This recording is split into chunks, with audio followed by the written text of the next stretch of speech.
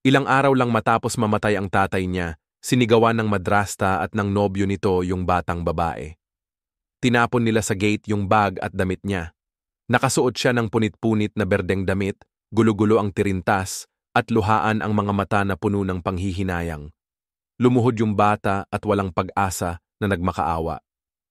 Sa mismong oras na yon, biglang may lumabas na milyonaryo at na-shock nang makita yon. Nakaya lang niyang sabihin ang isang pangungusap na nagpatahimik sa buong tao. Bago natin simulan ang kwento, mag-comment ka sa baba. Sabihin mo din kung saang lungsod ka nanonood, tara na simulan na natin. Nang hapon na yon sa Birmingham, Alabama, kulay abo ang langit. Walang ulan, walang araw, puro makapal na ulap na parang pinipisil ang hangin, kaya mas lalo pang nakakaiyak ang lamig ng lamay. Sa loob ng maliit na funeral home ng simbahan sa lugar, maayos na nakahanay ang mga upuan. Kumikislap ang mga kandila na sumasalamin sa mga mukha ng mga dumalo. May ilan na puno ng lungkot, may iba naman na tila nagtatanong. Sa gitna ng kwarto, naroon ang makintab na kahoy na kabaong. Nasa ibabaw nito ang isang nakapirming larawan ni Michael Jenkins. Ang kanyang banayad ng ngiti ay hindi nagbago, taliwas sa katahimikan ng katawan sa loob. Pumanaw si Michael sa edad na 43 dahil sa biglaang sakit, iniwan ng isang hindi mapapalitang puwang para sa kanyang 6 na taong gulang na anak na babae at para sa lahat ng nakakakilala sa kanya. Nakaupo si Elena Jenkins sa unang hanay. Mahina at maliit ang batang babae, halos natakpan ng sobrang laki ng itim na damit na suot niya. Mahigpit niyang hawak ang isang luma at kupas na teddy bear na ang mga salamin nitong mga mata ay nababalot ng alikabok at panahon. Tahimik na tumitig si Elena sa kabaong, nanginginig ang mga labi niya, hindi makapagsalita. Sa tabi niya ay nakaupo si Clara Collins, ang bagong madrasta ni Elena, isang babaeng 38 taong gulang na maingat ang make-up. Hawak niya ang isang sutlang panyo. Paminsan-minsan pinupunas ang mga mata, para bang pinatutunayan niyang nagdadalamhati siya kahit tuyong-tuyo naman ang mga mata niya. Nang huminto ang panalangin ng pastor, dahan-dahan tumayo si Elena. Nanginig ang maliit niyang kamay habang inaangat ang teddy bear. Unti-unti siyang lumapit sa kabaong, mahina ang boses niya. Pero medyo malakas para marinig ng mga malapit lang. Maiinitan si Daddy kung wala tong teddy bear na to. Inabot ng maliit niyang kamay ang teddy bear para ilagay sa takip ng kabaong, pero bago pa ito makahipo sa kahoy, hinawakan ng isa pang kamay ang pulso niya at hinila pababa. Tama na yan, Elena. Mahina, pero matalim at malamig ang tono ni Clara. Huwag mo akong kahiyahin sa harap ng lahat. Natigilan si Elena at tumingala sa kanyang madrasta. Walang kahit kaunting awa ang mga asul na mata ni Clara. Sa tapat ng kabaong, nakatayo si Victor Miller, isang lalaking nasa 40s, naka-dark suit. Nakakrus ang mga braso niya, nakakunot ang dulo ng bibig sa isang mapanuyang ngiti, isang mabilis na pangungutya na tumusok kay Elena na para bang isang kutsilyo. Natakot siya at umatras, mahigpit na yakap ang teddy bear sa dibdib, bumubulong habang umiiyak. Ayoko lang sana nalamigin si Daddy. Agad namang binitiwan ni Clara ang pulso niya, mabilis na ibinaba ang ulo at pinisil ang panyo sa mga mata para makita ng tao na siya ay isang naulilang byuda. Pero nang muling itaas niya ang tingin, nagtagpo ang mga mata nila ni Victor at nagkaroon ng isang lihim na pagkakaintindihan. Nagpalitan sila ng tingin, bahagyang iniikot niya ang ulo papunta sa kanya at bumulong ng napakababa na siya lang ang nakarinig. Isang hakbang pa at lahat ay mapapasa atin na. Bahagyang tumango si Victor, hindi nagsalita habang pinipisil ng mahigpit ang baso sa kamay niya. Sa likod ng kwarto, tahimik na nakatayo si Richard Thompson, isang 45 taong gulang na milyonaryo, nakasimple lang na itim na suit. Kitang-kita sa matatag niyang mukha ang pagod. Matagal nang malapit na kaibigan ni Michael si Richard, nagkasama na sila sa hirap ng unang panahon ng kanilang mga karera. Alam niya kung gaano kamahal ni Michael ang kanyang anak nang mapanood niya si Elena na hinihila palayo mula sa kabaong. Ang liwanag sa kanyang mga batang mata ay nawala na parang apoy na binuhusan ng tubig. Nakaramdam si Richard ng matinding kirot sa dibdib. Michael, huwag kang mag-alala, aalagaan ko ang batang babae. Pero bakit kaya ang mga mata niya ay tila malungkot? Para bang alam na niya na nawala na ang buong mundo niya. Sa kanang bahagi ng mga upuan, si Evelyn Thompson, isang 70 taong gulang na matagal ng kapitbahay, ay yumuko at bumulong sa babaeng katabi niya. Hindi naman mukhang malungkot si Clara, at nanginginig yung batang iyon na para bang maliit na kuting. Tumango yung ibang babae at napabuntong hininga. Nakakaawa, 6 na taon pa lang siya tapos nawala na ang tatay niya. Wala akong nakikitang lungkot sa babaeng iyon maliban sa pag-aayos ng kanyang damit at pagpupunas ng tinta sa kanyang lipstick. Tahimik si Evelyn, nakatuon ang tingin kay Elena. Ilang beses nang nakita ni Evelyn si Clara na sinisigawan ng bata pero hindi niya akalain na darating ang araw na ito ng ganito kabilis. Natapos ang seremonya, dahan-dahang umalis ang mga tao. Nakatayo si Clara sa pinto, niyayakap ang bawat bisita sa kamay. Ang itsura niya ay perpektong maskara ng kalungkutan, pero ang mga yapak niya ay magaan, parang yung mga taong aalis lang sa isang salusalo. Nakatayo si Victor malapit, paminsan-minsan yumuyuko para bumulong ng isang bagay na napapatawa siya ng bahagya, na agad niyang tinakpan sa pamamagitan ng pag-iling ng ulo na nagpapanggap na malungkot ulit. Naiwan si Elena sa malawak na silid kasama ang kanyang stuffed bear. Umakyat siya sa upuan, tumingin ng huli sa portrait ng kanyang ama, tapos inilubog ang mukha sa kanyang mga kamay at umiyak. Ang mga yapak ni Clara ay tuloy-tuloy na umalingaw-ngaw sa kahoy na sahig. Tapos unti-unting nanahimik ng dumilim ang gabi, tumahimik ang bahay. Nakaupo si Elena na nakapikit ang mga mata sa maliit niyang kwarto. Mahigpit niyang niyayakap ang teddy bear sa dibdib habang nakikinig sa bawat tunog na nanggagaling sa sala. Umiangat ang boses ni Clara, magaspang pero matalino, ayos lang lahat hanggat walang makakaalam. Sumunod ang boses ni Victor, mababa at matalim. Huwag kang mag-alala, handa na ang mga papeles. Wala nang magagawa ang batang babae. Bumagsak si Elena, kumakabog ang puso niya. Hindi niya lubos na naintindihan ang ibig sabihin ng mga salitang iyon. Gusto niya pero alam niyang may kakaiba at malamig sa tono ng kanilang mga boses. Tinitigan ng maliit niyang mga mata ang dilim habang bumulong sa kanyang stuffed bear. Tay, takot na takot ako. Natatakot akong kukunin nila lahat, pati itong bahay. Mula sa sala, narinig ang mahinang tawa ni Victor, matagal at nagyayelo, parang isang talim na humahati sa gabi. Pinisil ni Elena ang mukha niya sa balahibo ng bear at namasa ng luha ang tela. Sa sandaling iyon, ramdam ng 6 na taong gulang na babae nang matindi na siya ay lubos na nag-iisa. Sa bahay na dati ipuno ng pagmamahal, pagkatapos ng libing, na puno ng malamig na katahimikan ang bahay ng mga Jenkins. Nakasara si Elena sa maliit niyang kwarto, mahigpit na yakap ang teddy bear sa dibdib, ang mga mata niya'y walang buhay mula nang namatay ang tatay niya. Pakiramdam niya'y parang napunta siya sa ibang mundo, kung saan bawat hakbang niya'y nanginginig sa takot. Naglalakad si Clara sa loob ng bahay, naka-high heels. Ang malalakas na tunog ng kanyang mga yapak ay bumabalik-balik sa mga pader. Bawat tunog ay nagpapasindak kay Elena. Nang umaga na iyon, kulay abo ang langit. Mabigat ang langit sa itim na ulap, pero walang ulan na bumagsak. Nakasuot si Clara ng masikip na pulang damit, ang mga labi niya ay pininturahan ng matingkad na pula. Bawat bahagi ng mukha niya ay pinatingkad ng makeup. Nakatayo siya sa sala, binuksan ang kahon ng kanyang mga alahas at biglang sumigaw nang mataas ang boses na umalog sa buong bahay. Nasaan ang diamond necklace ko? Lumabas si Elena mula sa kanyang kwarto na litong-lito. Nakasuot siya ng luma at pamumutlang mint na asul na damit, punit ang balikat at lusot ang dulo. Ang buhok niyang tinirintas ng mabilis ilang araw na ang nakalipas ay nagkalat na sa magulo at maluwag na hibla. Malaki ang mga mata niya. Walang panahon ang kayumangging mga mata para maintindihan kung ano ang nangyayari bago sumugod si Clara at tinuro siya sa mukha.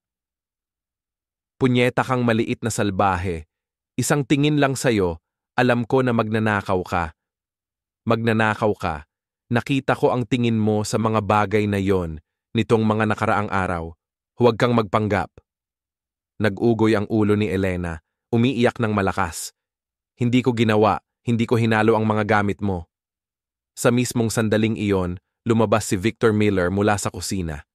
Naka-dark blue suit siya, may hawak na baso ng pulang alak, dahan-dahang kumikilos na para bang nilalasap ang isang palabas. Umunat siya sa sofa, nakatingin kay Elena na parang nang-aasar. Anong bata ang hindi gahaman? Pang-aalipusta ni Victor, pinahaba ang bawat salita.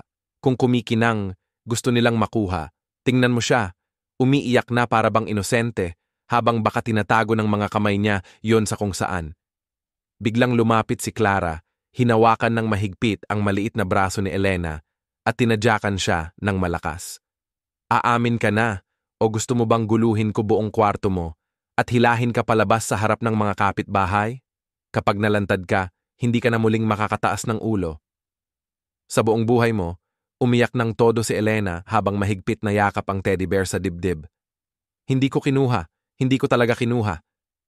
Biglang tumawa si Victor habang iniikot ang alak sa baso. Tingnan mo ang mukha niya, eksaktong tipo ng batang nandaraya at nagsisinungaling. Dapat nahihiya si Michael sa libingan niya na iwan ng anak na ganito. Nang mabanggit ang pangalan ng tatay niya, napahagulgol si Elena na para bang tinusok sa puso. Bumagsak siya sa tuhod, umiiyak ng walang tigil. Tatay, hindi ko ninakaw, sinisigurado ko. Biglang itinaas ni Clara ang kamay at mabilis na umakyat sa hagdan. Ilang minuto lang ang lumipas, hinila niya pababa ang isang luma at sirasirang bag ng paaralan. Ito lang ba ang dala mo? Walang lugar sa bahay na to ang magnanakaw gaya mo. Sigaw ni Clara, malamig ang mga mata. Pinalakas niya ang pagtulak at bumagsak si Elena nang walang magawa sa bakuran. Pumutok ang bag ng paaralan, nagkalat ang mga libro at damit sa basang lupa. Naupo si Elena sa putik, nanginginig habang mahigpit niyang hawak ang kanyang stuffed bear, may luha sa mga pisngi. Daddy, saan ba ako pupunta ngayon? Mahina ang kanyang boses na parang natutunaw sa hangin. Sa mismong sandaling yon, isang itim na kotse ang huminto sa harap ng gate. Lumabas si Richard Thompson na mabigat pa rin ang puso matapos ang libing. Ilang araw na siyang nag-aalalang baka hindi naaalagaan si Elena o iniwan na lang. Kaya nga pumunta siya sa bahay na to ngayon. Pero pagpasok pa lang niya sa bakuran, ang unang nakita niya ay si Elena na nakaupo sa lupa. Kalat-kalat ang mga gamit niya sa paligid. Nakatayo si Clara sa pintuan na nakatiklop ang mga kamay, habang si Victor ay umiinom ng alak na may nakakaalilang ngiti. Napatigil siya sa eksena, agad na nagalit dahil sa guilt. Clara, anong ginagawa mo? Tumunog ng malakas ang malalim na boses ni Richard sa tahimik na bakuran. Niliko ni Clara ang mukha niya na walang halong pagsisisi, may konting ngiti lang sa labi. Pinoprotektahan ko lang ang dangal ng pamilya natin mula sa isang maliit na magnanakaw. Ninakaw niya ang singsing kong diamante. Hindi ko siya pwedeng iwan dito. Tumingala si Elena na puno ng luha ang mga mata niya kay Richard. Tapos biglang lumapit at hinawakan ang binti nito. Nanginginig ang boses. Tito Richard, hindi ko po kinuha. Swear po. Yumuko si Richard ng dahan-dahan at niyakap si Elena nang mahigpit sa dibdib niya. Naramdaman niya ang marupok na katawan niya na nanginginig na parang dahon, tapos itinaas niya ang ulo niya, ang mga mata niya matalim na parang mga talim nakatuon kay Clara. Kung buhay pa si Michael, ano kaya ang makikita niya sa'yo ngayon? Napahinto si Clara saglit, tapos dali-daling inayos ang sarili. Tinig niya matinis. Ano ba ang alam mo? Kailangan kong ipagtanggol ang aming reputasyon. Hindi karapat-dapat ang babaeng ito sa pangalang Jenkins.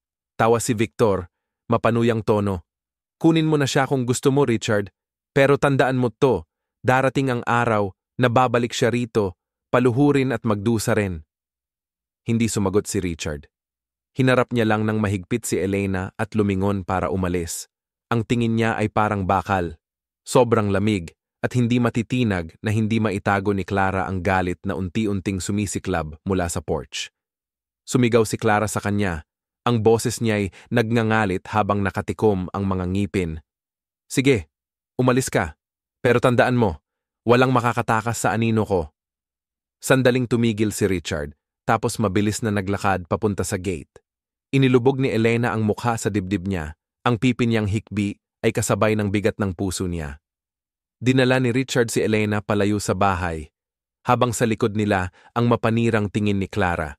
At nanatili ang masamang ngiti ni Victor na parang dilim na ayaw mawala. Tahimik na dumulas ang kotse sa kalsada. Ang tanging naririnig sa loob ay ang mabigat na paghinga ni Elena at ang bahagyang pag-iyak na sumasambulat mula sa dibdib niya.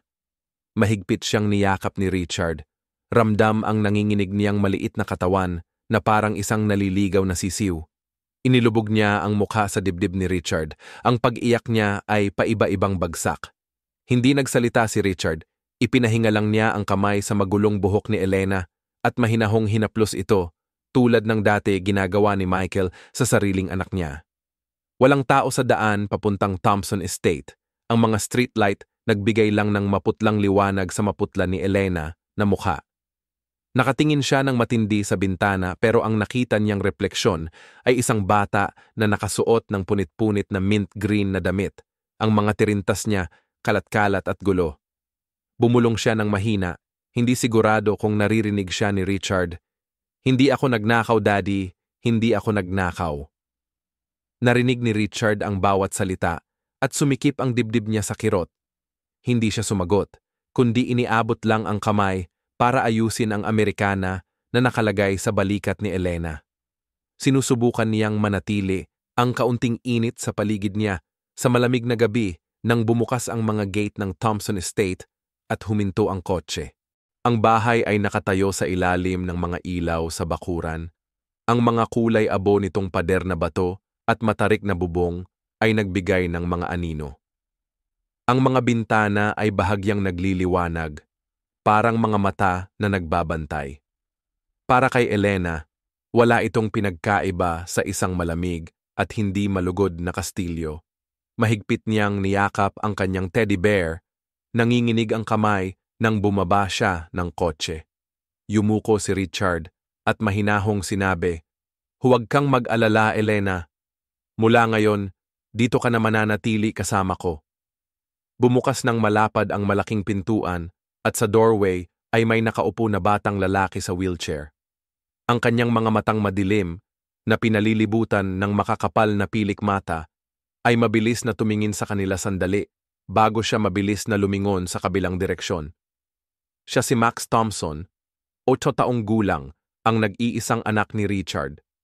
Nakahiga ng walang galaw at payat ang kanyang mga binti sa footrest.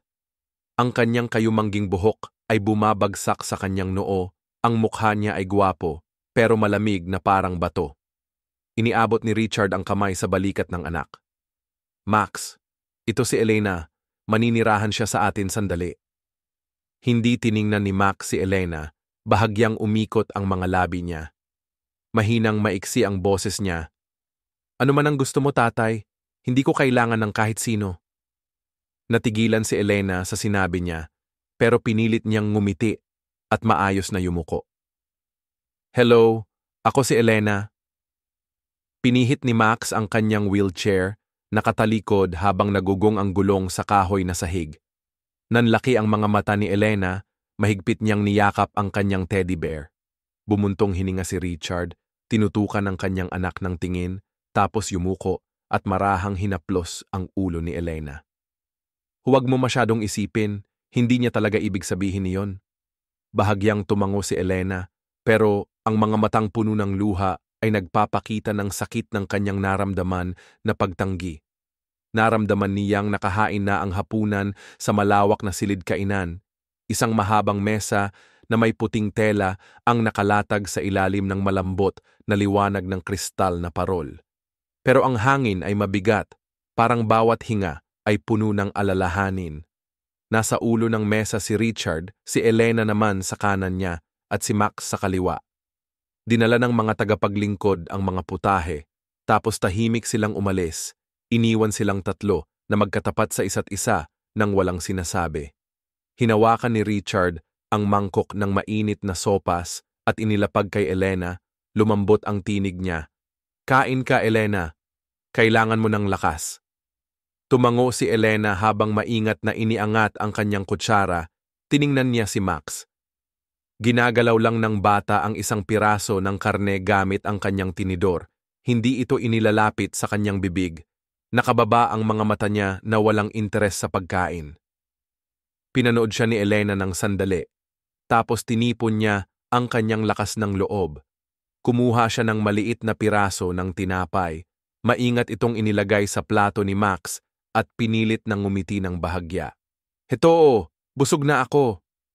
Tumingin si Max, matalim ang mga mata niya na parang talim. Pinagsampal niya ang tinapay palabas ng plato. Ang boses niya ay parang yelo. "Hindi ko kailangan ng awa ng iba." Tumunog ang ingay sa malawak na silid, tumalbog sa mga pader na bato. Napanginig si Elena, nanginginig ang labi niya. Ibaba niya ang ulo hanggang sa natakpan ng magulo niyang buhok ang mga matang puno ng luha. Mahigpit niyang hinawakan ang stuffed toy sa upuan sa tabi niya, parang ito na lang ang huling ligtas niyang sandalan.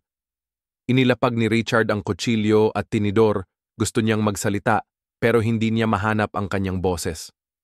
Nanikip ang kanyang lalamunan. Tinitigan niya ang anak niya, mabigat ang tingin, tapos lumingon kay Elena na tahimik na nakaupo. Sa isang mahabang buntong hininga, nagpatuloy siyang kumain, pinapasan ang bigat ng sandali. Niyapos ang gabi sa buong mansyon. Nag-iisa si Richard sa kanyang study, kalat-kalat ang mga papel sa harap niya, pero blanko ang kanyang mga mata. Unti-unting nagtayo ng pader sa pagitan niya, at ni Max ang pagkamatay ng kanyang asawa. At parang lalo pang tumataas ang pader na, "Yon, dahil kay Elena." May narinig siyang mahinang ingay mula sa baba na naglabas sa kanya sa mga iniisip. Tumayo si Richard at dahan-dahang bumaba sa hagdan. Sa sala, nakayuko si Elena sa sofa, hawak-hawak ang kanyang stuffed bear, habang ang ilaw mula sa lampara sa mesa ay nagpapainit sa maliit niyang mukha. Namamaga at pula ang mga mata niya, bumulong siya na wasak na ng luha. "Daddy, miss na miss kita." Nakatayo si Richard sa likod niya, nanghihina ang dibdib niya. Gusto niyang lapitan siya, yakapin, at sabihin ang mga salitang makakapagpasaya sa kanya, pero parang mabigat ang mga binti niya. Alam niyang hindi kayang pagalingin ng ilang salita lang ang sakit ng pagkawala ng ama. Sa itaas, mahina ang pagkakabukas ng pinto. Nakatayo si Max sa hallway, nakaunat ang anino niya sa sahig. Narinig niya ang bawat hikbi ni Elena, kumikislap ang mga mata niya, matigas ang mukha sandali, at parang gusto niyang lumapit gamit ang wheelchair niya. Pero imbis na yon, sinara niya yung pinto. Ang mahina na tunog ng kandado parang hudyat ng pagtatapos. Tumingala si Richard, na-stuck siya sa hagdan habang nakatutok ang tingin sa siradong pinto. Bigat na parang bato ang dumaloy na guilt sa kanya. Nawalan na ako ng asawa, tapos parang lumalayo na rin ang anak ko. Inuulit ko ba yung parehong pagkakamali? Hinahayaan kong mawala ang dalawang batang ito sa akin. Napuno ng katahimikan ng bahay, tanging si Elena lang ang naririnig na tahimik na pag-iyak at ang tuloy-tuloy na tiktak ng orasan na sumisirit sa dilim ng gabi. Kinabukasan, tamlay na sikat ng araw ang sumilip sa bintana, dahan-dahang pumapasok sa pagitan ng mga bahagyang nakasara na kurtina. Tahimik na nakatayo ang mansyon ng mga Thompson, parang batong bloke sa mayayamang kapitbahayan. Dahan-dahang lumabas si Elena mula sa kwarto ng bisita, nakayapak at mahigpit na hawak ang luma niyang teddy bear. Namamaga pa ang mga mata niya mula sa isang buong gabing pag-iyak para sa kanyang ama. May marahang kalabog na nanggaling sa hallway sa ikalawang palapag. Tumingala si Elena at nakita si Max na nakaupo sa kanyang wheelchair. Gising na siya mula pa kaninang umaga, walang ekspresyon ang mukha. Ang mga kamay niya nakapahinga sa gilid ng gulong na walang kahit kaunting galaw. Natigil si Elena saglit, isang pag-aalinlangan ang bumalot sa kanya. Alam niyang ayaw makipag-usap ni Max pero mas mabigat ang katahimikang ito kaysa sa pagsaway ni Clara. Huminga siya, Mahigpit na niyakap ang kanyang teddy bear at nagsalita, "Gusto mo bang marinig ang kwento ko tungkol sa tatay ko?" Hindi lumingon si Max. Nakatuon ang mga mata niya sa bintana sa dulo ng pasilyo kung saan sumisiklab ang liwanag ng umaga sa kahoy na sahig na parang gintong guhit. Napakagat ni Elena sa kanyang labi. Kinukumbinsi ang sarili na maging mas matapang, sabi ng tatay ko. Ang pirma ay isang bagay na hindi pwedeng lokohin kasi ang pirma ay parang kaluluwa ng tao. Nanginig ang mga kamay ni Max sa ibabaw ng gulong. Kinulubot niya ang mga daliri. Bahagyang nanginig, pero hindi pa rin siya sumagot. Ibaba ni Elena ang ulo niya para tingnan ang teddy bear at bulong niya. Palagi niya akong sinasabi na tandaan ang maliliit na bagay na ganito.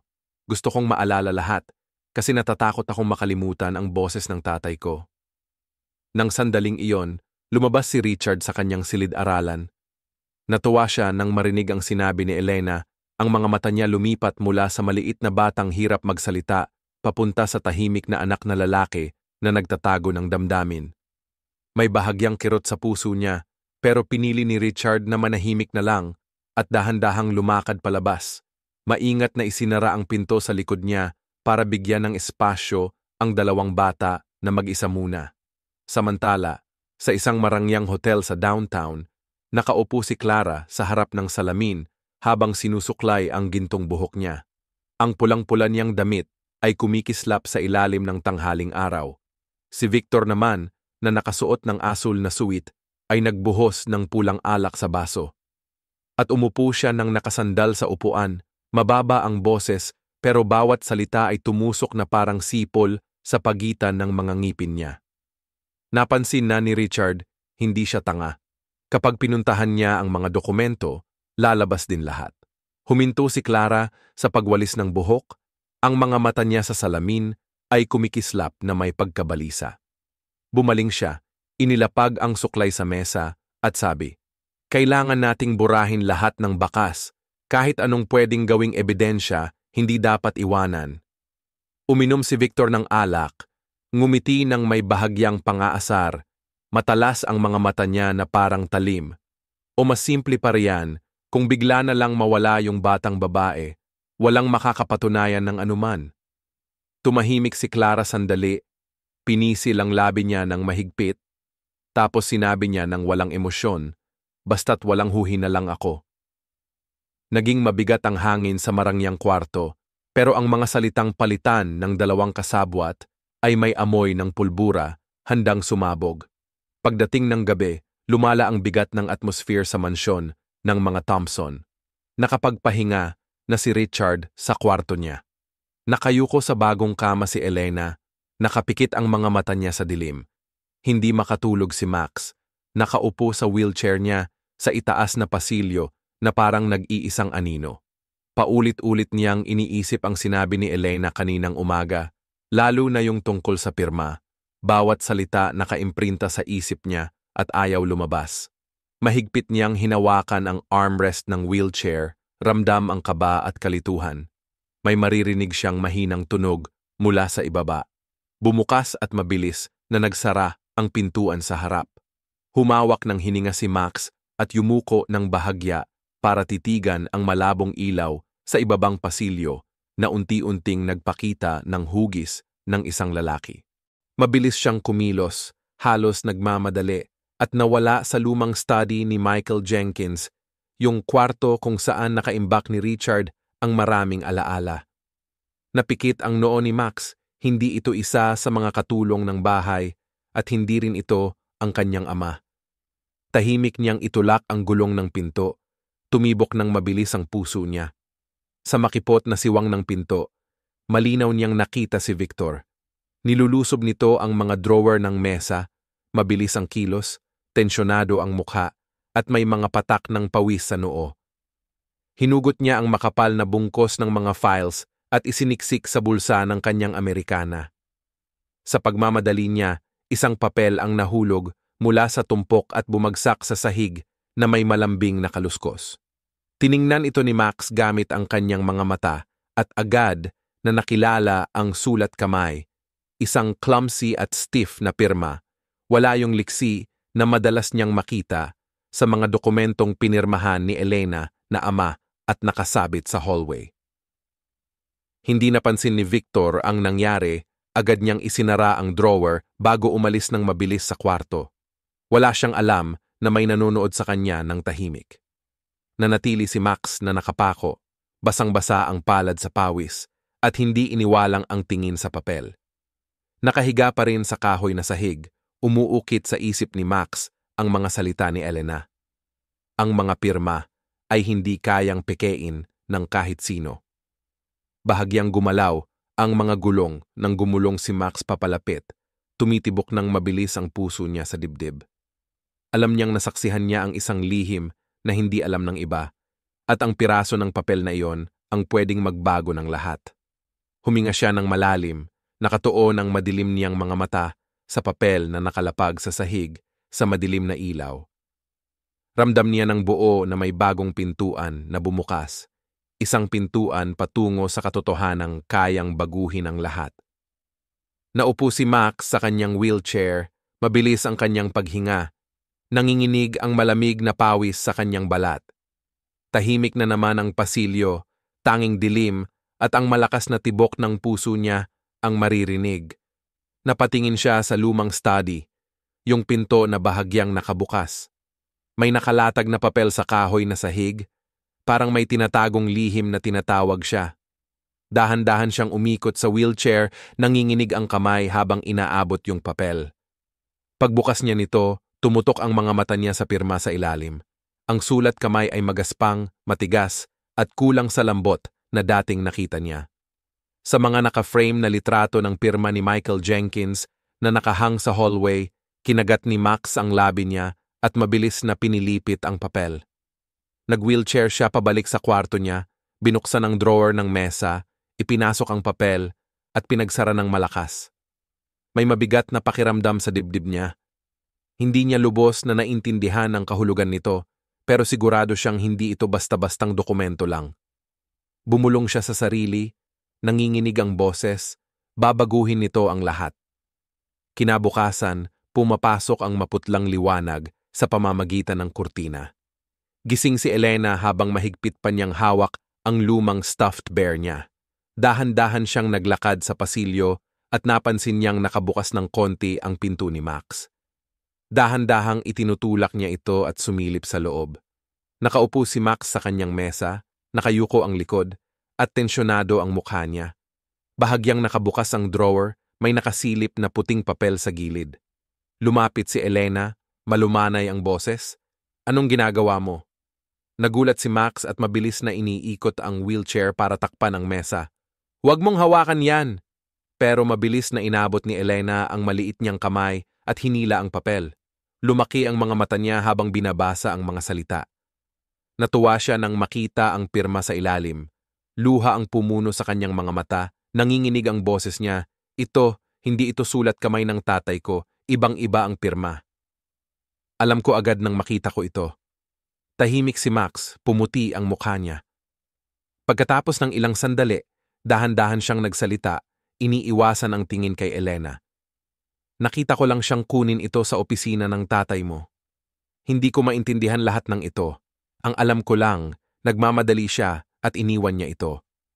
Mahigpit na niyakap ni Elena ang papel, nanginginig ang maliliit niyang kamay. Lumingon siya kay Max. Nanakulog ang mga mata niya sa takot at determinasyon. "Kung mahanap natin ang katotohanan, maniniwala ka sa akin, di ba, Uncle Richard, na yung kwento na nagnakaw ako hindi talaga nangyari." Tumingin si Max sa mga marupok na kamay niya at sa unang pagkakataon, naramdaman niyang may bitak sa pader na ginawa niya sa paligid niya.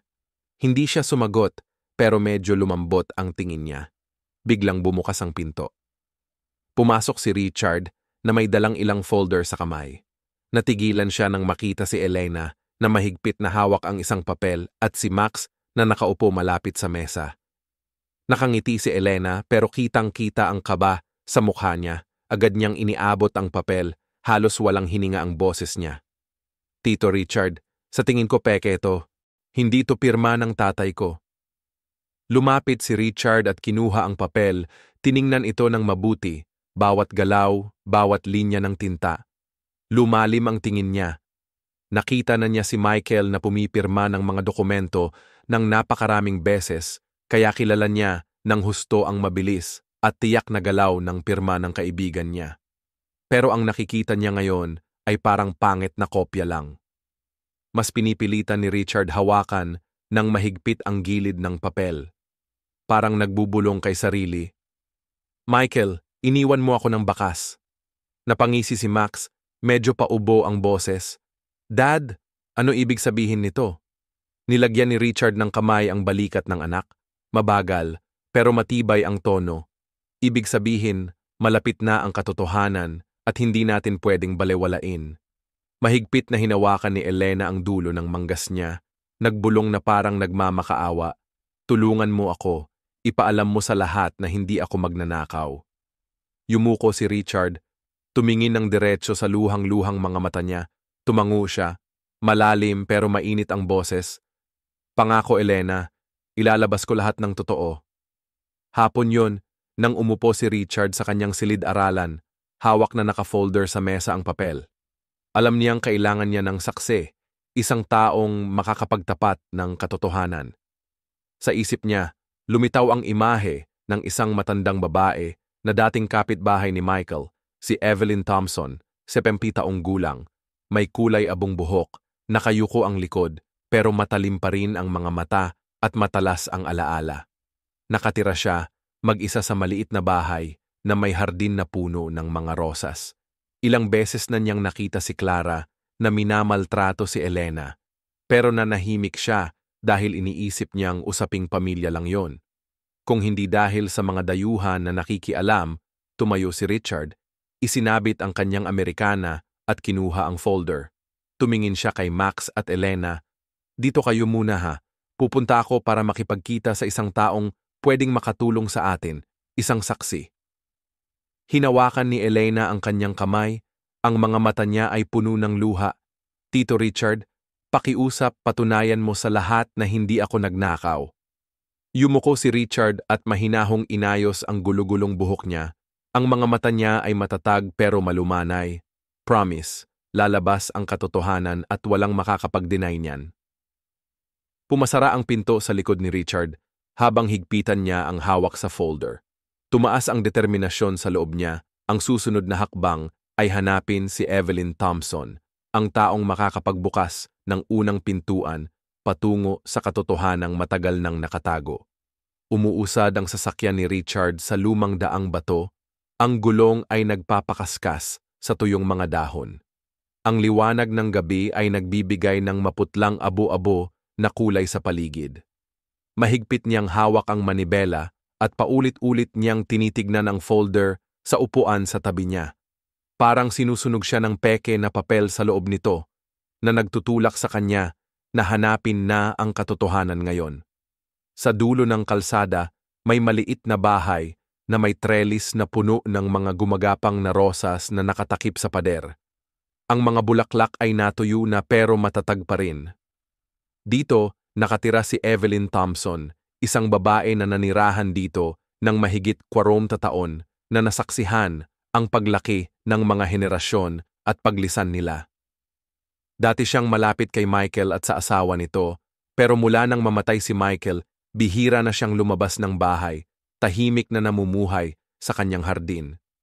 Lumabas si Richard sa kotse, nilakad ang daang bato, huminga ng malalim at kumatok.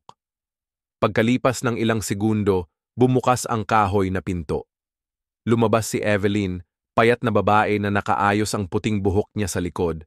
Maliwanag pa rin ang mga mata niya kahit halatang pagod at maingat siya. Naku Richard Thompson, ang tagal mo nang di dumaan. Medyo paos ang boses niya, halatang nagulat at pagod. Tumango si Richard habang mahigpit na hawak ang folder sa dibdib niya. Mrs. Evelyn, nandito ako dahil kay Elena. Kailangan ko po makausap kayo. Bahagyang nagkunwaring seryoso si Evelyn, pero binuksan pa rin ang pinto. Pasok ka, pero di ako siguradong may magagawa ako para makatulong sa'yo. Maliit pero maayos ang sala. Mga lumang litrato ng pamilya ang nakaayos sa mga pader at sa mesa may tiepot na nag-iinit pa. Inilagay ni Evelyn ang tasa ng tsaa sa harap niya, tapos naupo sa kabila. Nanghihina ang mga kamay niya, nanginginig. Richard, matanda na ako ngayon. Ayokong makisawsaw sa mga gulo. Mas konti kang nakikialam, mas tahimik ang buhay mo. Tumingin si Richard diretso sa mga mata niya, matatag ang boses. Nakita mong pinalayas ni Clara si Elena, di ba? Dahil sa katahimikan mo, tuloy-tuloy silang gumagawa ng gulo. Bumigat ang hangin sa paligid. Bumaba ang tingin ni Evelyn, banayad niyang tinapik ang tasa. Bigla na lang lumabas ang luha, may isang pagkakataon na nakita ko yung bata na nakaupo sa harap ng bahay sa gitna ng taglamig, nakasuot lang ng manipis na damit, hawak-hawak ang teddy bear niya. Nangangatog siya, parang baby bird na nahulog sa pugad. Gusto ko siyang pasukin sa loob pero biglang sumulpot si Clara at sumigaw, "Huwag kang makialam, matanda!" Umiwas ako dahil natakot akong madamay sa problema ng pamilya nila. At simula noon, di ko na talaga napigilang magsisi. Pinilas ni Richard ang kamao niya, tumindi ang boses. Maling tao ang pinagtiwalaan ni Michael. At ngayon, si Elena ang nagdadala ng pasanin. Pero kung mananahimik tayo, mananalo ang mga masasama magpakailanman. Evelyn, handa ka bang ikuwento ang nakita mo? Tinakpan niya ang mukha, nanginginig ang mga balikat dahil sa iyak. Pagkatapos ng mahabang sandali, tumango siya, nanginginig ang boses, magsasalita ako. Isasabi ko lahat sa korte kung kailangan. Hindi ko na pwedeng hayaan pang mabuhay ang batang iyon sa kawalang katarungan. Malalim na huminga si Richard na para bang may mabigat na bato ang bumagsak sa dibdib niya. Alam niyang nahanap na niya ang isang mahalagang bahagi ng palaisipan. 2 araw ang lumipas habang nire-review ni Richard ang mga files sa kanyang study. May kumatok sa pintuan at sinabi ng butler na may babaeng gustong makita siya. Lumabas si Richard at nakita ang maliit na tao na mahigpit na hawak ang isang tela na bag, ang mga mata niya ay nag-aalangan. Ako si Monica Brown, nanginginig ang boses niya. Agad siyang nakilala ni Richard. Dati palang katulong si Monica sa bahay ni Michael na nawala bago pa man namatay si Michael. Anong dahilan ng pagpunta mo sa akin? Tanong ni Richard nang mababa ang boses. Yumuko si Monica, mahigpit ang pagkakahawak sa tali ng bag. Pinatanggal ako ni Clara, dahil lang kasi binigyan ko si Elena ng mangkok ng mainit na sopas. Nanginginig yung bata sa gutom, ang hina niya na hindi pa nga niya maabot yung kutsara. Hindi ko na matiis kaya dinala ko sa kanya. Nahuli kami ni Clara, sumigaw siya sa mukha ko na lumalampas daw ako sa trabaho ko. Kinabukasan, nawalan ako ng trabaho. Tumingala siya, punong-puno ng luha ang mga mata niya. Matagal na akong nanahimik, pero nung narinig kong tinaboy si Elena sa kalye, nasira puso ko. Hindi na ako pwedeng manahimik. Handa na akong magsalita, handa na akong magpatotoo. Lumapit si Richard, inilagay ang mabigat na kamay niya sa balikat niya. Matatag ang boses niya. Salamat, Monica. Malaking tulong ang mga sinabi mo para ilantad ang katotohanan. Walang sinuman ang may karapatang sirain ng isang bata. Tumango siya, luha ang pumapatak sa mukha niya habang nangongolekta si Richard ng mga testimonya sa mansyon ni Michael. Bigla namang napansin ni Clara na may mali. Binuksan niya ang isang drawer sa lumang study, hinahanap ang pamilyar na file, pero wala na, bakante na lang. Nanginig ang kamay niya habang hawak ang baso ng alak. Pumutok ang baso, kumalat ang pulang alak sa sahig na kahoy. "Victor!" sigaw ni Clara. Ang boses niya na parang sumirit sa hangin, dali-daling pumasok si Victor na nakakunot ang noo. "Anong nangyayari?" Itinuro ni Clara ang drawer, ang mga mata niya naglalagablab. "Nawala na yung mga files. May kumuha. May nagbubungkal ng mga nakaraan natin." Natigilan si Victor, tapos kumunot ang mga kamao niya, ang tingin niya lumalim, ang boses mababa at puno ng pagbabanta. "Kung may maglakas loob na buksan to ulit, tayo ang dapat umatake muna." Ang galit na sigaw ni Clara at malamig na titig ni Victor ang nagbigay senyales na hindi na pwedeng iwasan ang laban. Nagsisimula pa lang lumitaw ang katotohanan. Pero gumagalaw na ang mga anino, handang lunurin ang lahat. Kinabukasan, pumasok si Richard sa opisina ng isang lalaking kilala niya na ng matagal na panahon, si Jonathan Harris, isang kilalang abogado sa usapin ng mana sa lungsod. Mga early 50s si Ginoong Harris, ang kanyang buhok na may halong puti at itim at ang silver-rimmed na salamin ay nagpapakita ng bigat sa kanyang seryosong mukha. Maliwanag ang opisina niya, puno ng mga estante na may mga legal na dokumento mula dulo hanggang dulo. Inilagay ni Richard ang isang folder sa mesa at itinulak ito papunta sa kanya. Kailangan ko ng klarong sagot. Totoong pirma ba ito ni Michael o peke lang? Inaayos ni Mr. Harris ang kanyang salamin, kinuha ang magnifying glass at pinagmasdan ng mabuti bawat linya. Inihambing niya ang pirma sa tanong sa mga totoong dokumentong dala ni Richard. Mga papel na pinirmahan ni Michael noong buhay pa siya. Tumindi ang katahimikan na halos marinig ni Richard ang tik-tak ng orasan bawat segundo. Sa wakas, tumingin si Mr. Harris, matatag ang boses. Walang duda, peke ito. Ang sulat kamay ay nanginginig at hindi pare-pareho, at ang lakas ng pagpindot iba talaga sa totoong pirma. Yung gumawa nito, siguro akala nila maloloko nila yung mga tagalabas, pero sa eksperto, halata na pangit ang kopya. Tumango si Richard, pumipitpit ang kamao, at bulong na parang kausap yung yumaong kaibigan. Michael, unti-unti nang lumalabas ang katotohanan. Sa parehong oras, sa isang tahimik na kapehan sa gilid ng bayan, nakaupo si Monica Brown sa tapat ni Clara. Suot ni Monica yung luma niyang Amerikana, hawak-hawak ang mainit na tasa ng kape, mukha niya tensyonado at pagod. Si Clara naman, mukhang ayos at astig sa makipot na pulang damit. Ang boses niya parang matamis na pulot. Puno ng galit. Magkano para tumahimik ka? Lumiko si Clara, kumipot ang mga mata. Bagong apartment, buwan ng allowance. Kailangan mo lang mawala, manahimik, at pangako, hinding-hindi mo na kailangang mag-alala kung saan galing ang susunod mong pagkain. Nanginig si Monica, dumaloy ang luha sa kanyang pisngi habang umiling. Hindi mo mabibili ang konsensya palagi, Mrs. Clara. Matagal na akong nanahimik.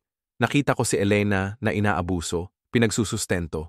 Hindi ko na kaya tumingin sa kabilang direksyon. Ngumisi si Clara ng malamig habang inilapag ang kanyang bag sa mesa. Bumaba ang boses niya sa isang banta na bulong. Inaagawan mo sarili mong libingan, Monica. Pag-isipan mong mabuti kung ano ang mas mahalaga, yung malabong konsepto ng hustisya o ang buhay mo mismo. Hindi sumagot si Monica. Tumayo siya at mabilis na lumabas ng kapehan. Nanginig pa rin ang mga kamay niya, pero ang mga mata niya ay may dalang determinasyon na mas matindi pa kaysa dati. Nang gabing iyon, pagbalik ni Richard sa mansion, tumunog ang telepono sa kanyang mesa. Inangat niya ito at sa kabilang linya ay narinig ang boses ng isang lalaki, mababa at distorted. Ginoong Thompson, inilalagay mo sa panganib ang babae. Hawak ni Richard ang telepono. Sino ka? Isang tuyong tawa ang bumalik sa kabilang linya. Kung itutuloy mo to, mawawala siya. Mawawala si Elena sa mundo na parang hindi siya kailanman nag-exist. Naputol ang tawag, naiwan lang ang malamig at tuloy-tuloy na tunog ng dial tone. Pumikit si Richard, kumunot ang noo, naglalagablab ang galit sa mga mata niya. Alam niyang nagsimula nang kumilos si Victor. Samantala, naglalakad si Elena sa madilim na pasilyo ng lumang mansyon. Ipinit niya ang tenga sa kalahating nakasarang pinto at narinig ang mga pamilyar na boses. Si Clara iyon, matalim at mapanlinlang ang tono. Kung hindi natin pipigilan si Richard, ibubunyag niya tayo ng babae. Kailangan siyang patahimikin o mawala na. Sagot ni Victor na may nakakatakot na tawa, ako na bahala dyan. Mas madali pa sa isang 6 na taong gulang na bata kaysa kay Ginoong Thompson. Pinisil ni Elena ang bibig niya, dumaloy ang luha, umikot siya at tumakbo, kumakabog ang maliit niyang puso. Pumasok siya sa kwarto ni Max, hinawakan ang kamay niya, nanginginig pero matindi ang tinig. Hindi ko hahayaang kunin nila ulit ang pamilya natin. Hindi agad sumagot si Max, tinitigan siya, nakita ang hindi inaasahang lakas sa mga mata niya. Pero mas mahigpit niyang hinawakan ang kamay niya, isang tahimik na pangako. Hating gabi na nang umupo si Richard sa kanyang study, tumunog ulit ang telepono at sa screen, malinaw na nakasulat ang pangalan ng tumatawag, Clara Jenkins. Sinagot niya ito. Ang boses niya ay paos sa galit. Anong gusto mo? Sa kabilang linya ang tinig ni Clara ay matamis pero malupit. Kung gagawin mo pa yang isa pang hakbang, mawawala na si Elena magpakailanman.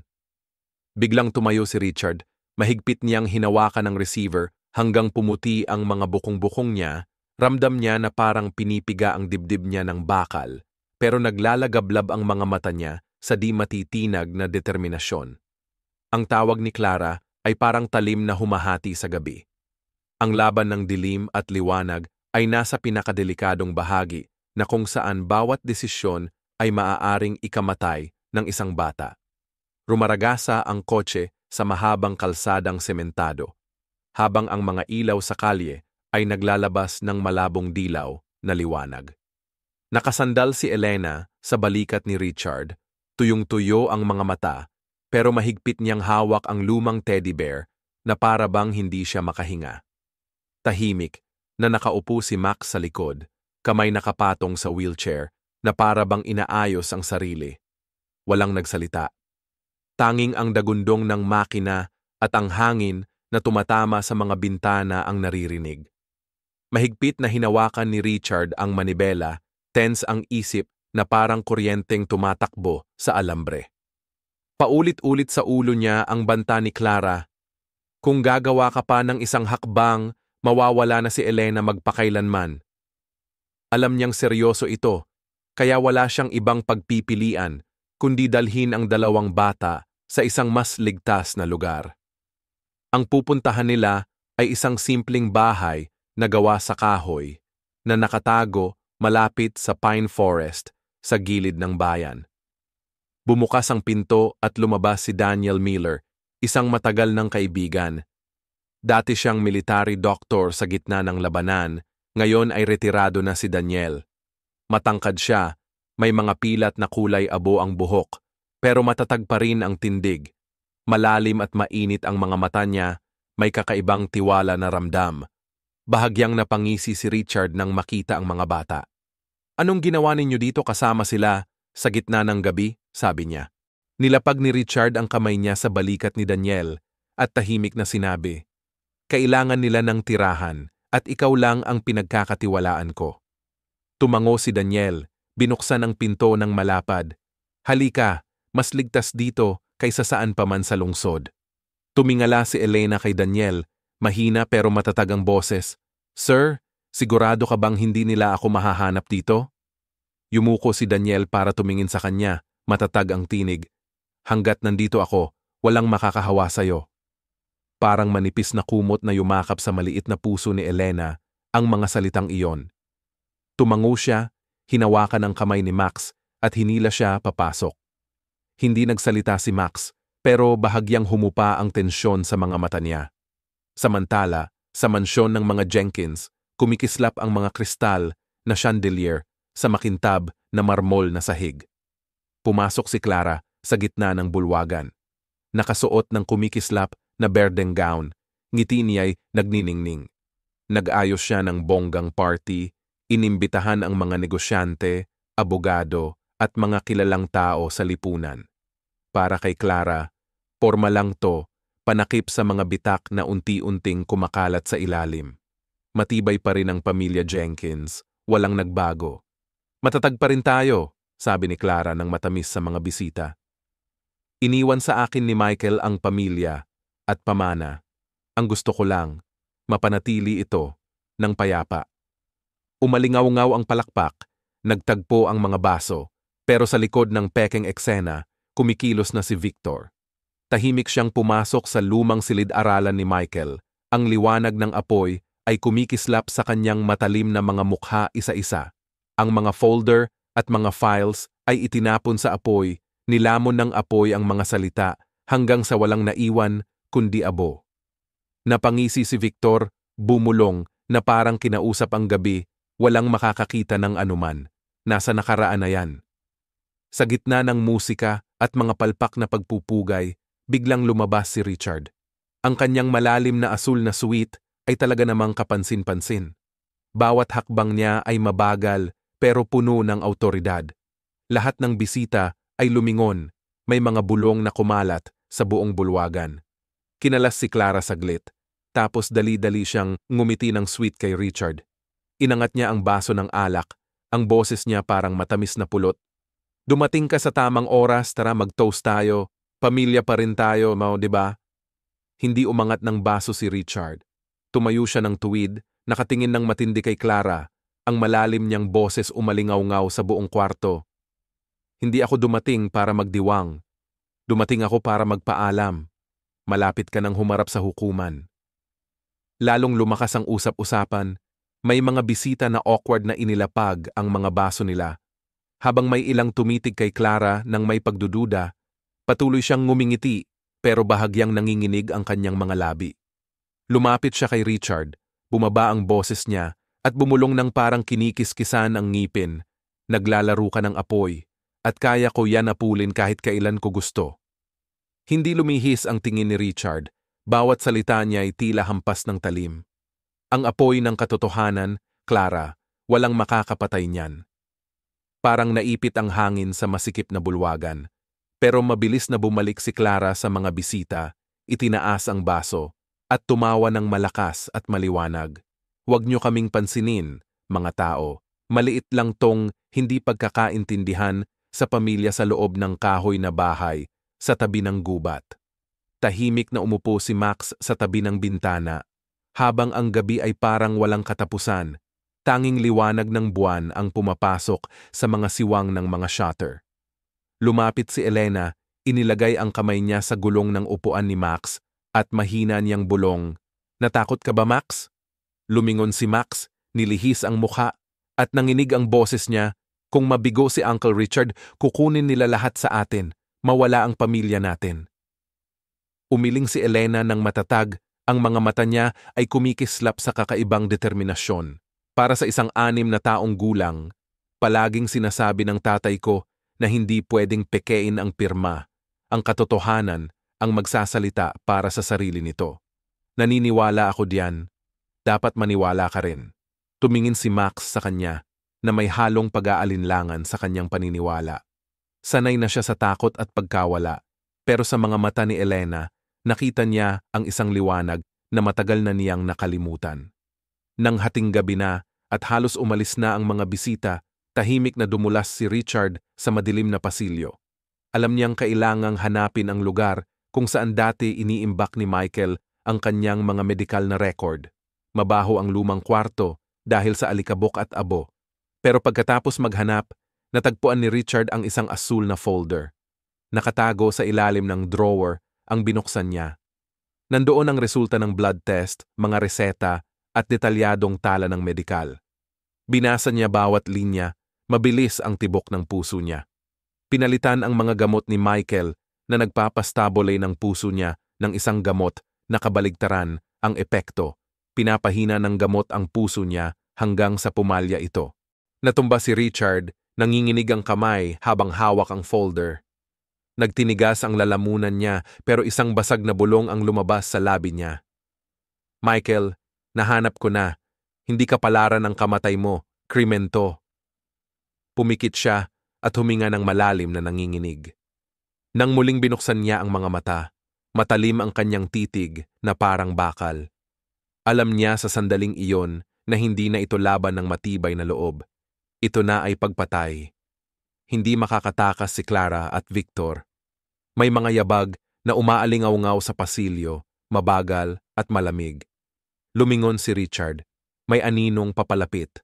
Mahigpit niyang niyakap ang folder sa kanyang dibdib. Nagsimula na ang digmaan sa dilim. Ang yabag na iyon sa madilim na pasilyo ng mansion ng mga Jenkins noong gabing iyon ay hindi kay Clara o Victor. Ito ay mga pulis na lihim na tinawagan ni Richard. Tahimik nilang pinalibutan ang bahay at kinabukasan ng umaga na ipasa na ni Richard ang buong file ng ebidensya sa tanggapan ng piskal. Wala nang takas si Clara kaya napilitan siyang humarap sa paglilitis. Puno ang korte noong araw na iyon. Malamig na ilaw ang bumagsak sa mahahabang kahoy na upuan. Nagtipon ang mga taga-baryo, puno ng kuryosidad at galit.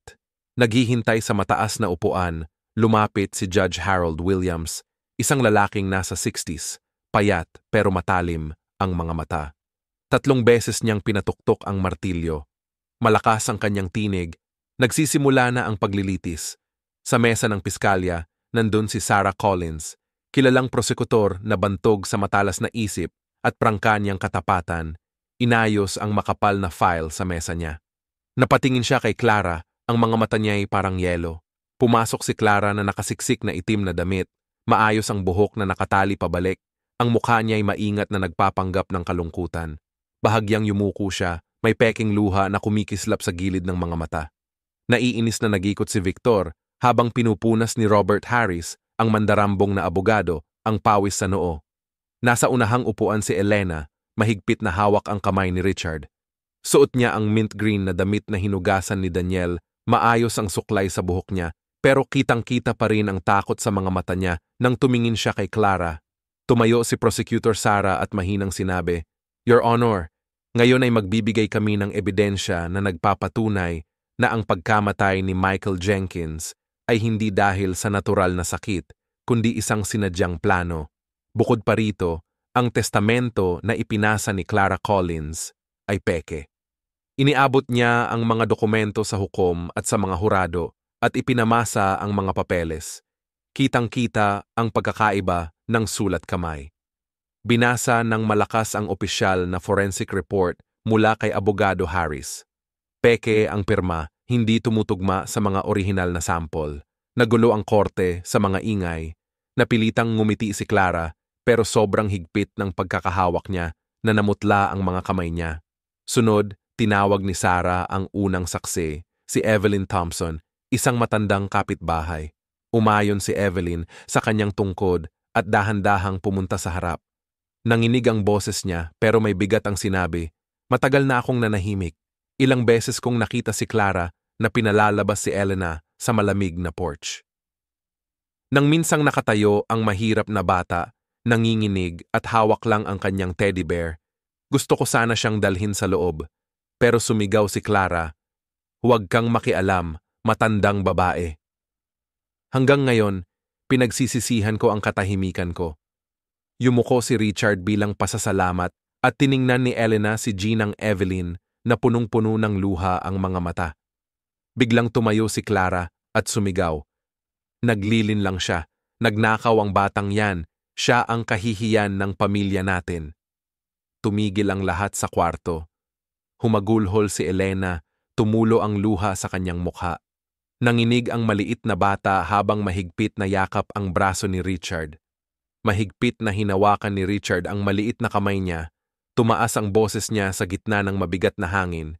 "Hindi ka kahihiyan, ikaw ang aking ipinagmamalaki. Iniwan ako ni Michael, Elena, at iyon ang pinakamalaking regalo sa lahat." Biglang dumaloy ang mga luha ni Elena pero sa gitna ng mga iyon ay may mahinang pag-asa na kumislap. Ang pangalawang saksi na si Monica Brown, ang dating katulong, ay lumapit. Nakasuot siya ng simpleng damit, nanginginig pa ang mga kamay niya, pero matatag ang mga mata. Pinatalsik ako ni Clara dahil lang binigyan ko si Elena ng isang mangkok ng sopas. Natakot ako kaya nanahimik ako. Pero hindi ko kayang mabuhay magpakailanman sa guilt. Ang totoo, hindi niya kailanman tinuring ang bata bilang pamilya. Kumakalat ang mga usap-usapan sa crowd, ilang bisita na dating malapit kay Clara ay tumitig na sa kanya ng may galit. Tinawag ni Sarah ang 2 pang saksi, mga kapitbahay na madaming beses nang nakita si Clara na pinababayaan si Elena. Ang kanilang mga testimonya ay nagpakita ng totoong pagkatao ni Clara. Nagsimulang mawalan ng kontrol si Victor, nanginginig at palihim na tumitingin kay Clara. Pagkatapos ay dumating ang huling ebidensya ng piskal, ang medical records na nakuha ni Richard. Ipinakita sa ulat na may nilaro sa gamot ni Michael, kaya bigla siyang namatay. Halos sumabog ang korte sa ingay. Sinubukan ni Clara na sumigaw sa gitna ng gulo. Matinis ang boses. "Lalandi yan! Lahat ng sinasabi nila gawa-gawa lang. Gusto lang ni Richard kunin ang mana kaya ako ang sinisisi niya." Pero bago siya makapagsalita pa, Biglang tumayo si Victor na halatang takot. Hindi, siya ang utak ng lahat nito. Sinunod ko lang ang utos ni Clara, ayoko talagang sakta ng kahit sino. Naging magulo talaga ang buong silid. Humarap si Clara na naglalagablab ang mga mata, duwag, nangahas kang traydan ako. Yumingi si Victor, nanginginig at iniiwasan ang galit niyang titig. Bumagsak ng malakas ang martilyo ni Judge Williams. Ang boses niya ay lumutang sa gitna ng ingay. Order! Clara Collins, Victor Miller at Robert Harris, kayo ay inaresto na dahil sa kasong pamemeke, panlilinlang at pagkakasangkot sa pagkamatay ni Ginoong Michael Jenkins. Umalingaw-ngaw ang pagtama ng martilyo, dala ang bigat ng hustisya. Lumapit ang mga pulis. Nagwawala si Clara, sumisigaw ng may galit. Babayaran niyo lahat to, bawat isa sa inyo. At siya ay nilagyan ng mga posas. Pero nang dumaan siya, huminto si Elena, naglalagablab ang mga mata sa galit. Bumaba ang boses niya na parang bulong sa pagitan ng ngipin. Babayaran mo yan, tandaan mo. Yumuko si Elena pabalik. Idinikit ang sarili kay Richard. Mahigpit siyang niyakap nito.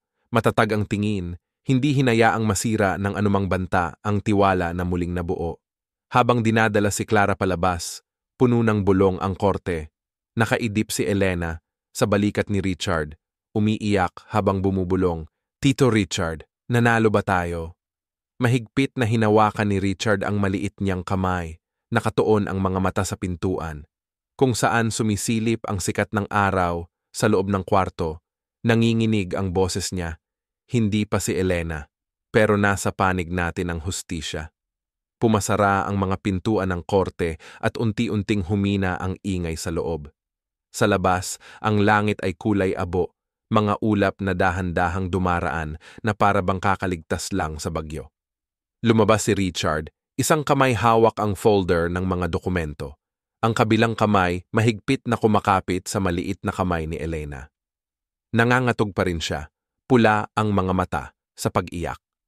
Sa hagdan ng korte, tiningala ni Elena ang kanyang ulo. Nanghihina ang boses. Tito Richard, may lugar pa ba akong mapupuntahan ngayon? Ang tanong na yon ang nakaipit sa lalamunan ni Richard. Sa mga mata ng bata, hindi lang takot ang nakita niya, kundi pati yung nakakatakot, nakawalan ng isang kaluluwang nawala ang tahanan. Yumuko si Richard. Niyakap si Elena, nanginginig ang kamay habang hinahaplos ang malambot niyang buhok. Mula ngayon, dito na ang bahay mo. Bulong niya, magaspang, pero matatag ang boses. Yumakap si Elena ng mahigpit. Isang iyak ang lumabas mula sa kailaliman ng puso niya. Maliit pero umalingaw-ngaw. Sa sandaling iyon, alam ni Richard na gumawa siya ng pangakong hindi na niya pwedeng bawiin habang buhay niya. Ilang linggo ang lumipas, hindi na tahimik ang bahay ni Richard. Ang agahan ay puno na ng kalansing ng mga pinggan, tunog ng mabigat na hakbang, at masiglang tawa ng isang batang babae na ngayon ay pumuno sa dating malamig na lugar. Nagsimula na si Max ng physical therapy gamit ang walking frame. Bawat hakbang ay isang laban, nanginginig ang mga paa niya na para bang babagsak na. Pero katabi niya si Elena na tumatakbo, kumikislap ang mga mata, at maliwanag ang boses na sumisigaw. Kaya mo yan, Max, isang hakbang na lang. Pinisil ni Max ang kanyang mga labi. Pawis ang tumutulo sa noo niya. Mahigpit niyang hinawakan ang frame at itinulak ang sarili pasulong. Nang matapak ng paa niya ang sahig, yumuko ang katawan niya pero sa unang pagkakataon, nakatayo siya. Nakatayo si Richard ilang hakbang ang layo, parehong kamay tinatakpan ang mukha, may luha sa mga mata. Lumiko siya para itago ito, pero lumabas pa rin ang niluluhang tunog. Michael, nakikita mo ba ito? Tumayo na ulit ang anak ko, at dahil ito kay Elena. Tumingala si Max at nakita ang kanyang ama na umiiyak. Natuwa siya at sandaling lumambot ang mga mata niya, isang bihirang pagkakataon iyon. Pinanood ni Elena silang dalawa, ang maliit niyang puso punong-puno ng init ng damdamin. Isang hapon, dumating si Evelyn Thompson dala ang kanyang tungkod. Pumasok siya sa bakuran, tinitigan ang tanawin na sobrang iba na sa dati. Ngayon puno na ng tawanan ng bahay, nagkukwentuhan ang mga bata, at tumatambol ang mga pinggan habang awkward na tinutulungan ni Elena si Evelyn. Umupo si Evelyn sa kahoy na upuan sa beranda, nakangiti. Punong-puno na ng tawanan ang bahay na ito. Sa wakas makakapahinga na si Michael ng payapa. Ibinalik ni Richard ang mainit na tasa ng tsaa sa kanya at bahagyang tumango. Wala na siyang sinabi pa, tiningnan na lang niya si Elena na busy tumutulong kay Max ayusin ang mga libro sa mesa. Sapat na yung tanawing yon para sagutin lahat ng mga salitang hindi nasabi. Lumapit si Elena kay Max at bumulong ng mahina para lang marinig nila dalawa na wala na ang tatay natin, na wala na rin ang nanay natin, pero ngayon, kahit papaano, nandito pa tayo para sa isa't isa. Sandali lang tumigil si Max, inilikot ang mukha niya, pero bahagyang ngumiti siya, parang bumalik na sa kanya yung ngiti. Isang gabi, habang nagiging pulang-pula ang langit sa paglubog ng araw, naupo si Richard sa gitna ng sala, inunat ang mga kamay niya at tinawag ang dalawang bata. Si Elena ang unang tumakbo sa kanya, hawak ang kaliwang kamay niya. Dahan-dahang ginulong ni Max ang wheelchair niya papalapit. Inilagay ang kamay sa kanang kamay ng tatay nila. Tumingin si Richard sa kanila, mahina pero matatag ang boses. Ang pamilya, hindi nasusukat sa dugo. Pamilya ay pagmamahal. Simula ngayon, tayo ay isang pamilya. Itinaas ni Elena ang tingin, kumikislap ang mga mata niya habang pabulong na may nanginginig na tinig. Tay, hindi na ako natatakot sa dilim. Niyakap silang dalawa ni Richard ng mahigpit. Pakiramdam niya ay lumawak ang dibdib niya para kayanin lahat ng lungkot at pag-asa ng sabay. Sa labas ng bintana, kumalat ang paglubog ng araw sa kalangitan, binabalutan ng bahay ng liwanag na parang tunay na pag-aari nila ang lugar na iyon. Nang matulog na si Max noong gabing iyon, nanatili si Richard sa kanyang upuan, binabasa ang mga huling pahina ng file. Alam niyang hindi puro saya lang ang daraan nila sa hinaharap. May mga pagsubok din dahil hindi agad naghihilom ang mga sugat ng nakaraan. Pero nang tumingin siya kay Elena, naidlip siya habang yakap ang teddy bear niya, may ngiti sa labi ni Michael. Wala na si Michael, pero iniwan niya ang isang pamana na mas mahalaga pa sa yaman, isang pamana ng pagtitiwala at kabaitan na ngayon ay pinanghahawakan ni Richard. Dumalaw din si Daniel Miller nung linggo. May dala siyang ilang lumang laruan at isang aklat pambata. Niyakap ni Elena ang mga regalo at napasigaw sa tuwa. Ngumiti si Daniel tapos tumingin kay Richard. Mukhang buhay na talaga ang bahay mo, sabi niya. Tumango si Richard. Hindi lang basta bumalik sa buhay, nire-rewrite pa nga mula umpisa. Kinabig ni Daniel ang kamay ni Richard, tapos tumingin siya kina Elena at Max na may malambing na tingin na para bang gumaan ang bigat ng mga lumang alaala ng digmaan nang bumagsak ang gabi. Sila tatlo, sina Richard, Elena at Max ay magkayakap na nakaupo sa beranda. May banayad na simoy ng hangin sa ilalim ng bilog at maliwanag na buwan. Inilagay ni Elena ang ulo niya sa balikat ni Richard at bumulong. Tatay, kung buhay pa ang tatay ko, siguradong magpapasalamat siya sa'yo. Hindi agad sumagot si Richard. Dahan-dahan niyang hinalikan ang magulong buhok ng maliit na babae habang nakatingin sa kalangitan ng gabi. Sa puso niya may tinig na sumigaw, Michael, makapaghilom ka na. Natupad ko ang pangako ko. Sa huli, nagtatapos ang kwento sa isang simple pero malalim na mensahe. Maaaring takpan ng kasamaan ang katotohanan pansamantala, pero hindi ito kailanman makakatakas magpakailanman. Kailangan humarap sa hustisya sina Clara, Victor at ang kanilang mga kasama habang si Elena, ang batang babae na pinatunayan na matatag kahit maliit ang katawan, ay nakahanap ng bagong tahanan kung saan umiiral ang tunay na pagmamahal. Ang mga mabubuting tao ay maaaring tiisin ang sakit at kawalang katarungan, pero sa huli, matatanggap nila ang nararapat sa kanila. Ganito talaga ang mga kwentong nakakaantig ng puso. Palaging gusto kong ibahagi ang mga kwentong ito dahil minsan ang kabutihan at pagmamahal lang ang tanging ilaw na kayang paalisin ang dilim. Ano sa tingin mo tungkol sa kwento ngayon? Kung ikaw ang nasa lugar ni Richard, yung lalaking tumulong at nagligtas kay Elena, handa ka bang gawin din yun kapag harap-harapan kang nakakita ng kawalang katarungan? At naniniwala ka ba na may kapangyarihang magpagaling ang pagmamahal kahit sa pinakamalalim na sugat? Importante ka rin sa akin, mga kasama ko sa Heart Channel. Kumusta kayo nitong mga nakaraang araw? Dumaan ka ba sa mga stressful o mahirap na araw? I-share mo lang yung nararamdaman mo sa comments. Lagi kong binabasa at pinapahalagahan bawat salitang ibinabahagi mo. Salamat sa pakikinig hanggang dulo.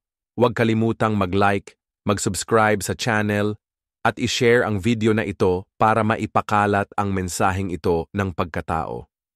Kita-kits ulit sa mga susunod na episodes ng Story for Heart, kung saan bawat kwento ay tulay ng pagmamahal.